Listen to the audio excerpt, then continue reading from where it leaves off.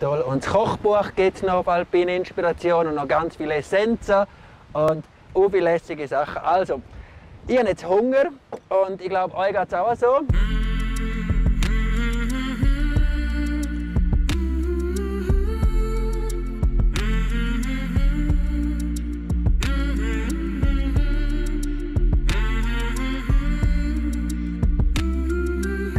Als erstes Brennnessel Panna Cotta in der Eierschale vom Pfalzer Ei, vom Heu präsentiert. Dann Forelle Tartar mit Randen, ein bisschen Sauerampfer, Koriander. Das ist eine Forelle von dem Wach da hinten. Genau, also von meinem Fischer, von Gabriel Jürger. Ja. Und er hat die Forelle wo gefangen? Ein Beilerbach. Also das wäre mehr so in die Richtung. Aber Ja. gehört ziemlich zusammen. Mhm. Dann hatten wir frittierten Federkohl mit Kümmelsalz, also Kümmel selber gesammelt in der Natur.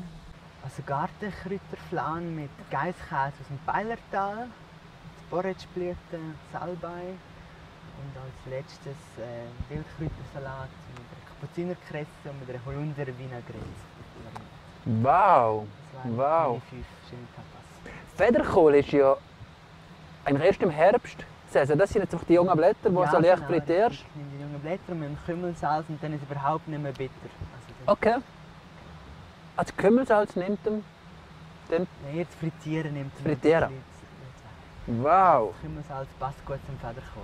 Und gibt es jetzt da eine Reihenfolge, wo du sagst, das sollen wir jetzt Vielleicht je nachdem mit dem anfangen. so wie du präsentiert hast, oder? Ja, ich glaube, sowas könnte passen. Jetzt sind wir da so alpin inspiriert worden von dir. Wir haben jetzt noch den Kräutersalat. Jetzt, wenn ich mir das so umschaue und auch die ganzen Spitzenköche anschaue, wo sich die weiterentwickeln und regional und saisonal und farbig und dann gleich gewisse Sachen. Was meinst du, wie wir uns in 10 Jahren ernähren?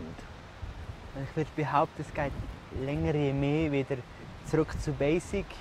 Dass man eben das regionales Fleisch, regionale Gemüse und so weiter, auch Getreide, das wird länger je mehr ein Thema sein. Auch Getreideabbau in Graubünden und so weiter, oder auch unmittelbarer Umgebung, dass man das auch wieder mit einbezieht, oder dass man den Geschmack, den man da einfach so hat. Klar, man kann es auch sehr gerne kombinieren mit anderen Geschmäckern.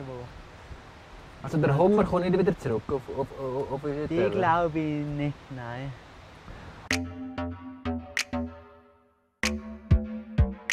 Wo kriegen jetzt das Gäste her?